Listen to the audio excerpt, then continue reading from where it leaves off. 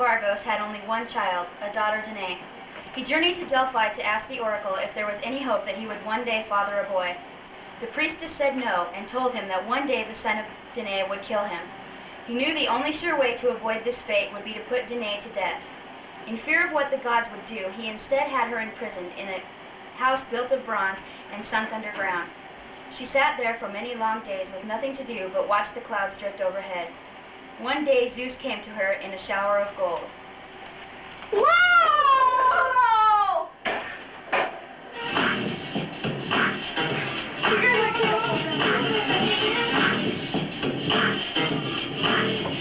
Alright, stop what you're doing, cause I'm about to ruin the image and astrology.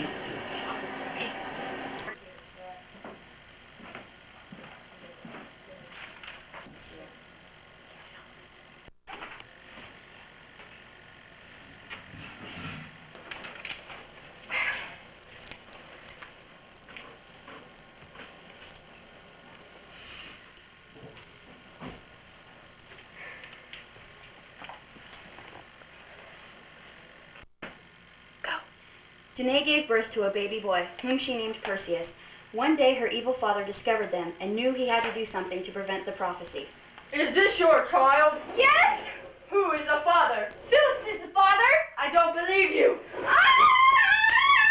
Outraged, the part of the prophecy had come true. The priestess cast Danae and Perseus out to sea. Oh, son, what grief is mine, but you sleep softly, little child, sunk deep in rest within your cheerless home, only a box, brass-bound.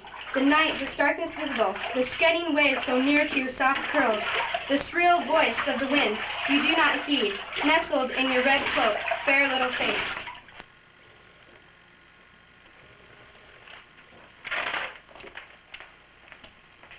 Danae and Perseus were found by Dictys, a kind fisherman. He had no children of his own, and so he cared for Perseus and Danae as if they were his own. 3. Polydectes, the brother of Dictys, was a cruel and ruthless man. Polydectes fell in love with Danae and wanted her to be his wife. He, however, though, did not want Perseus, and so he set about with a plan to destroy him. Perseus, my son, marriage is a sacred thing. Since you have nothing of worth to me, then I ask you to go to the Gorgons and bring back the head of Medusa. Consider it done.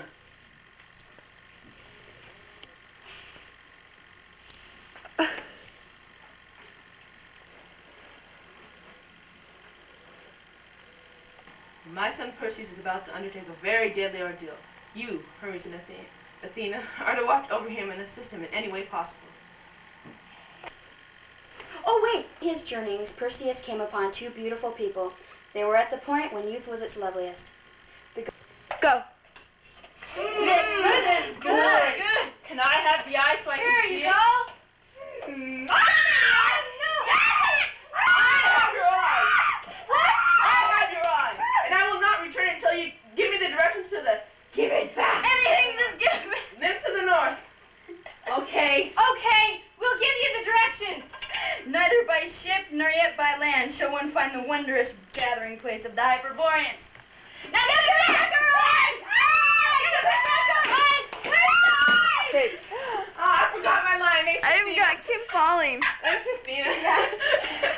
I was looking at Christina next. I said, what? Give me some of the lower eye. On my arm. I was going to say Hyperboreans. I hold this thing around. I was going, We dumped everything out of our pot. Ah, fun. what's next? The Gorgons now? Hey, we're almost done. Wow. The Gorgons are next? Yep. 3.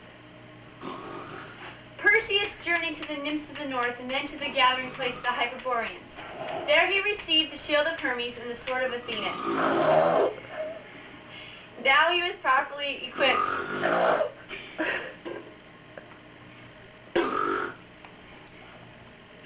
To face the Gorgon.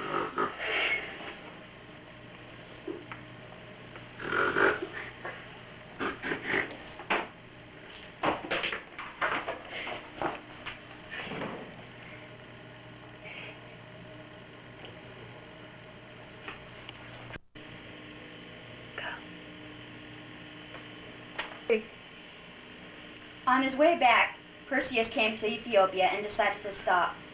He found there a lovely maiden, Andromeda, who had been given up to sacrifice by a horrible sea serpent. Her mother was a vain and silly woman, Cassiopeia, and she had boasted that her daughter was even more beautiful than the daughter of Nersus the sea god. Her daughter was now being punished for her vanity. When Perseus saw her, he fell instantly in love and decided to free her. He killed the monster, threw Medusa's head into the ocean, set Andromeda free, and asked her for her hand in marriage.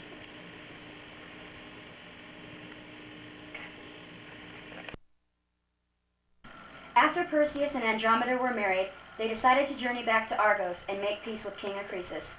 The many years that had passed had not softened him, however, and he was as ruthless as ever. Soon after, the king of Larissa held an athletic contest. Perseus wanted dearly to be in the contest. He journeyed far to be a part of it. When it came his turn in the discus throwing contest, he hurled the heavy missile, and it swirled and fell among the spectators. Acreus was there on a visit to the king, and the discus struck him. The blow was fatal, and he died at once. The prophecy had been fulfilled. With the death of King Acreus, all troubles came to an end, and Perseus and Andromeda lived happily ever after. Go.